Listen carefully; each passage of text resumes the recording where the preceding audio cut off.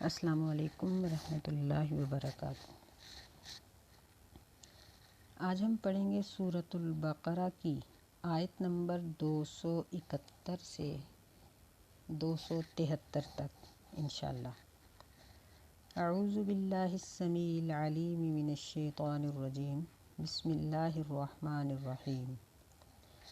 ان تبدوا الصدقات فنعما ہی، اگر تبدو ظاہری طور پر تم دو صدقات، یہ صدقت ان کی جمع ہے، فنعما ہی، پس یہ بہت ہی اچھا ہے، نعما یعنی بہت اچھا ہے، ہیا یعنی یہ طریقہ، وَإِن تُخْفُوهَا وَتُؤْتُوهَا الْفُقَرَاءَ فَهُوَ خَيْرٌ لَكُمْ، اور اگر تم اس کو چھپا کے دو اور وہ تم دے دو فقراء کو، یہ فقیر ان کی جمع ہے، فَهُوَ خَيْرٌ لَكُمْ، پس وہ تمہارے لیے بہتر ہے، وَيُكَفِّرُ عَنْكُم مِّن سَيِّئَاتِكُمْ، اور اللہ تعالیٰ دور کر دے گا تم سے تمہاری برائیاں، تمہارے گناہ، وَاللَّهُ بِمَا تَعْمَلُونَ خَبِيرٌ، اور اللہ تعالیٰ اس چیز کے ساتھ جو بھی تم عمل کرتے ہو باخبر ہے۔ ہم یہ صدقات کے بارے میں بیان پڑھ رہے ہیں۔ اللہ تعالیٰ نے صدقات کے بارے میں ان تمام چیزوں کو واضح کیا ہے جن کا ہونا ضروری ہے، اور بعض ایسی چیزیں جن کے ہونے کی وجہ سے صدقہ ضائع ہو جاتا ہے۔ اسی سلسلے میں اللہ تعالیٰ نے فرمایا کہ اگر تم صدقات کو ظاہری طور پر دو فنعما ہی، بس وہ اچھا ہے، اور اگر چھپا کر دو تو اس کے چھپا کر دینے کے بارے میں فرمایا کہ فَهُوَ خَيْرٌ لَكُمْ، وہ تمہارے لیے بہتر ہے۔ تو اس کی مختلف تفاسیر ہیں۔ بعض نے یہ کہا ہے کہ جس موقع پر صدقہ کو ظاہراً دینے کا مقصد یہ ہو کہ لوگ بھی دیکھ کر دیں، وہاں ظاہری طور پہ دینا زیادہ بہتر ہے، اور چھپا کر دینا کم بہتر ہے، اور جہاں کسی کو آمادہ کرنے کی ضرورت نہیں ہے وہاں چھپا کر دینا بہتر ہے، اور ظاہری طور پر دینا بھی ٹھیک ہے لیکن کم درجے کا ہے۔ بعض نے اس کی تفسیر یہ کی ہے کہ ان تبدوا الصدقات، یعنی جو زکوٰۃ اور اس طرح کے فرضی صدقات ہیں ان کو دکھا کے دو تاکہ دوسروں کو بھی ان کے دل میں بھی شوق آئے اور ان کو یاد بھی آ جائے اور وہ دینے کے لیے آمادہ بھی ہو جائیں۔ اور وَإِن تُخْفُوهَا، یعنی ان کو چھپا کے دینے سے یہ مراد ہے کہ وہ فرضی صدقات کی بجائے عام ہے۔ فرضی صدقات میں زکوٰۃ آ جاتی ہے، فطرانہ آ جاتا ہے، اور اسی طرح قسم کا کفارہ، یا اگر کسی نے الا کیا ہے یا کوئی اور زہار کیا ہے، یہ تمام کفارے یہ فرضی صدقات میں آ جاتے ہیں، اور اس کے علاوہ باقی تمام صدقات جو ہیں وہ چھپا کر ہیں۔ پھر فرمایا کہ وَتُؤْتُوهَا الْفُقَرَاءَ، اور تم وہ فقراء کو دے دو، یعنی ضرورت مند لوگوں کو دو۔ مطلب یہ ہے کہ صرف صدقے کا نکال دینا ہی کافی نہیں، بلکہ اس کے حقدار کو تلاش کرنا بھی ضروری ہے، تو فقراء کو تلاش کر کے ان تک صدقہ پہنچاؤ۔ وَيُكَفِّرُ عَنْكُم مِّن سَيِّئَاتِكُمْ، یعنی اس کا اچھا بدلہ اللہ تعالیٰ نے یہ بتایا، اس کا ایک اثر یہ ہے کہ صدقہ دینے سے بندے کے گناہ دور ہو جاتے ہیں، اس کی سیئات، اس کی برائیاں دور ہو جاتی ہیں۔ واللہ بما تعملون خبیر، اور اللہ تعالیٰ بندے کے عمل کے ساتھ باخبر ہے، اس کو پتہ ہے کہ اس کا عمل کیا ہے۔ صدقے کے سلسلے میں ہم نے بہت کچھ پڑھ لیا، اللہ تعالیٰ نے بہت وضاحت کے ساتھ ساری بات کر دی، اور ایک بات یہ کرنے کی ہے کہ ہمارے ہاں ایک فیشن بن چکا ہے کہ ہم کسی شخص کے سر کے اوپر سے وار کے صدقہ دیتے ہیں، یا اس کا ہاتھ لگوا کے صدقہ دیتے ہیں، اور خاص طور پہ اگر کوئی بیمار ہو تو کہتے ہیں کہ اس کا سر صدقہ دیا جائے، جان کے بدلے جان دی جائے، اور کالا بکرا دیا جائے، کالا مرغا دیا جائے، یا جانور کو ذبح کر کے یا ذبح شدہ جانور کا گوشت خرید کے پرندوں کو اور جانوروں کو ڈال دیا جائے، دریاؤں میں پھینکا جائے، مچھلیوں کو کھلا دیا جائے۔ یہ سب طریقے غلط ہیں۔ بیماری کے آنے کے بعد صدقہ کرنا یہ پسندیدہ نہیں ہے۔ ہم پچھلی آیت میں بھی پڑھائے ہیں نا کہ ایسی نظر جو بغیر کسی شرط کے ہو وہ اللہ تعالیٰ کو پسند ہے۔ مشروط نظر اللہ کو پسند جب نہیں ہے تو پھر ہم کسی کے بیمار ہونے کے اوپر فٹافٹ جا کر صدقہ دے آتے ہیں، یا جس طرح ہم شادی کی تمام خرافات اپنا لیتے ہیں اور ایک مریل سا بکرا اللہ کی راہ میں دے کے احسان جتلاتے ہیں کہ جی اب کوئی تکلیف اور پریشانی نہیں آنی چاہیے۔ یہ طریقہ غلط ہے، یہ ٹھیک نہیں ہے۔ یہ ہے کہ عام طریقے سے بندہ وقتاً فوقتاً صدقہ و خیرات کرتا رہے، تو اللہ تعالیٰ کو یہ چیز بڑی پسند ہے۔ تو یہ جو ہاتھ لگوانا یا سر سے وار دینا یا رنگ کا خاص کرنا، یہ سب چیزیں غلط ہیں، بدعت بلکہ شرک تک آ جاتی ہے، کیونکہ کالا رنگ اور اس طرح کی چیزیں یہ عام طور پر یہ جادو کرنے والے لوگ ایسی چیزوں کو استعمال کرتے ہیں۔ تو جب ہم اس طرح کریں گے تو ان کی مشابت ہو جائے گی، اور مشابت منع ہے، تو اس لیے ہمیں ایسے صدقات سے بچنا چاہیے۔ لیس علیک ھداھم ولکن اللہ یہدی من یشاء، نہیں ہے آپ صلی اللہ علیہ وسلم کے ذمہ ھداھم ان کو ہدایت دینا، ولکن اللہ یہدی من یشاء، اور لیکن اللہ تعالیٰ ہدایت دیتا ہے جس کو بھی چاہتا ہے۔ وما تنفقوا من خیر فلانفسکم، اور جو بھی تم خرچ کرو من خیر بھلائی سے، مال سے، خیر کا لفظ بھلائی کے لیے بھی آتا ہے، مال کے لیے بھی آتا ہے۔ یہاں بھی اس سے مراد خاص طور پہ مال ہے، اور باقی نیکیاں بھی اس میں شامل ہیں۔ فرمایا فَلِأَنفُسِكُمْ، اس کا نفع اور نقصان، اس کا نفع تمہارے اپنے لیے، اگر غلط نیت سے دو گے تو اس کا نقصان تمہارے اپنے لیے۔ وَمَا تُنْفِقُونَ إِلَّا ابْتِغَاءَ وَجْهِ اللَّهِ، اور نہیں خرچ کرتے تم مگر تلاش کرنے کے لیے اللہ تعالیٰ کی رضامندی، یعنی بندے کی نیت کو خالص کرنے کے لیے اللہ تعالیٰ نے یہ انداز اپنایا ہے کہ میرے جو بندے ہیں نا وہ تو صرف اللہ کی رضا کے لیے خرچ کرتے ہیں، ان کا کوئی اور مقصد ہوتا ہی نہیں ہے۔ وَمَا تُنْفِقُوا مِنْ خَيْرٍ يُوَفَّ إِلَيْكُمْ وَأَنْتُمْ لَا تُظْلَمُونَ، اور تم جو بھی خرچ کرو گے مال میں سے، یوفَّ إِلَيْكُمْ، پورا بدلہ دے دیا جائے گا تمہیں، اور تمہارے اوپر کوئی ظلم نہیں کیا جائے گا۔ یعنی اس آیت میں اللہ تعالیٰ نے یہ تینوں صورتیں بیان کر دیں کہ اگر خرچ کرو گے تو اپنا ہی فائدہ ہے، اور اللہ کے بندے تو خرچ ہی اللہ کی رضا کے لیے کرتے ہیں، اور پھر تاکیداً فرما دیا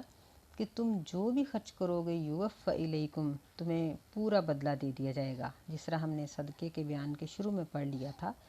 کہ 1 دانے سے 700 دانہ، تو اسی طرح اللہ تعالیٰ صدقات کو بھی بڑھا دیتے ہیں۔ نبی صلی اللہ علیہ وسلم کی احادیث سے یہ معلوم ہوتا ہے کہ صدقے کا بہت سا اجر فوراً دنیا پر مل جاتا ہے، بلکہ جتنا انسان نے خرچ کیا ہوتا ہے نا، اللہ تعالیٰ اس سے کم از کم اتنا ضرور دے دیتے ہیں، اور اضافہ جتنا اللہ چاہے دے دیتے ہیں۔ اب بات یہ ہے کہ بعض اوقات ہم 100 روپیہ خرچ کرتے ہیں اللہ کی راہ میں، تو ہمیں وہ 100 روپیہ آیا ہوا نظر نہیں آتا، تو پھر اللہ تعالیٰ کا یہ وعدہ کہاں گیا؟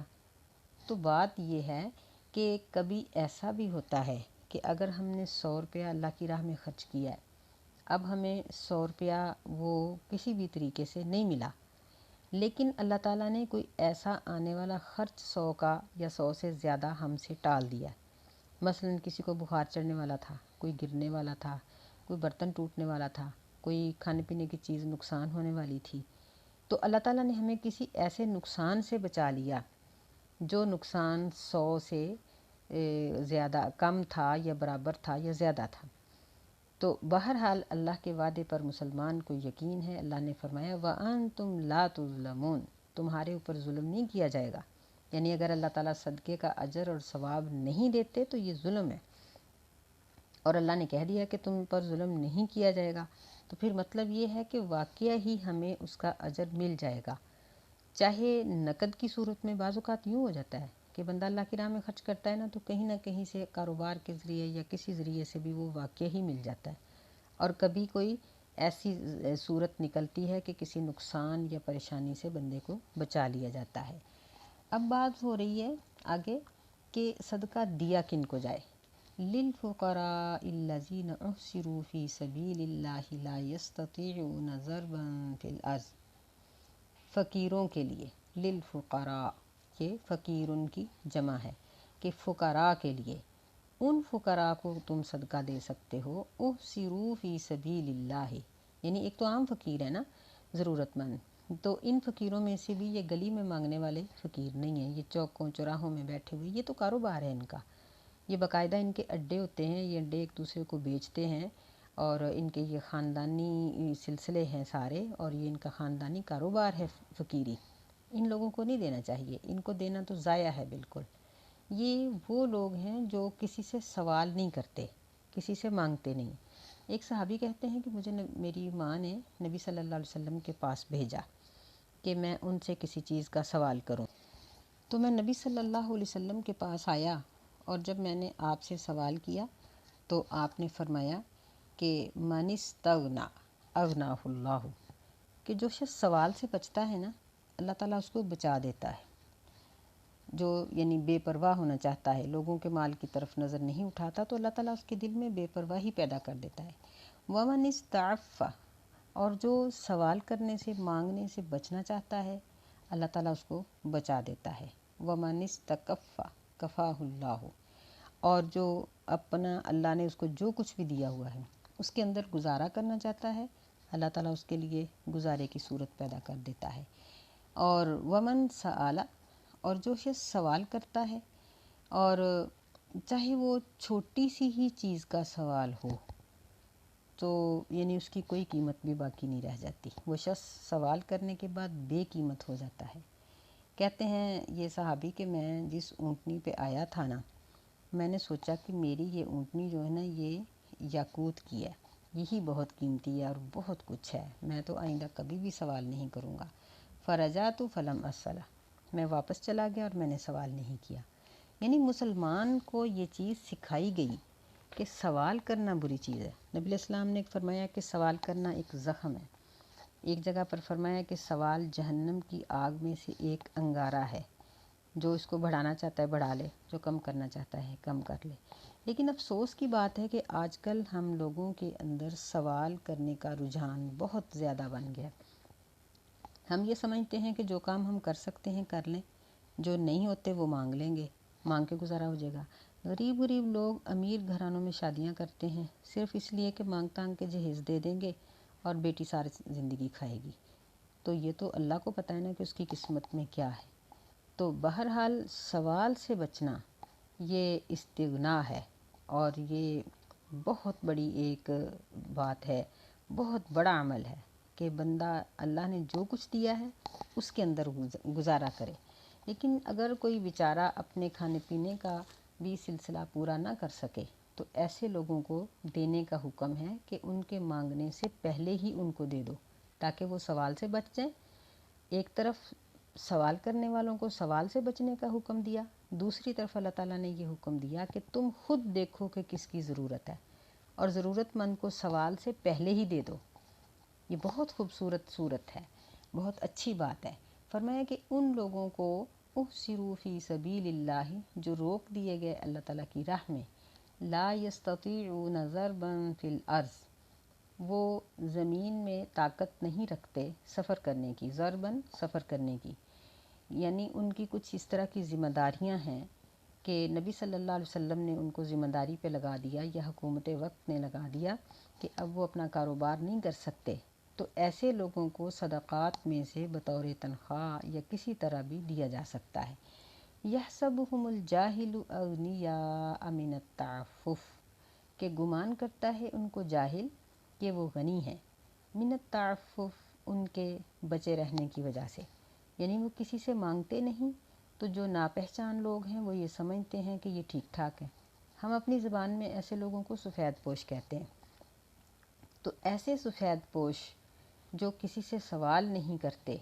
ان کو دینا چاہیے، ان کے ساتھ تعاون کرنا چاہیے۔ فرمایا تعریفہم بسیماہم،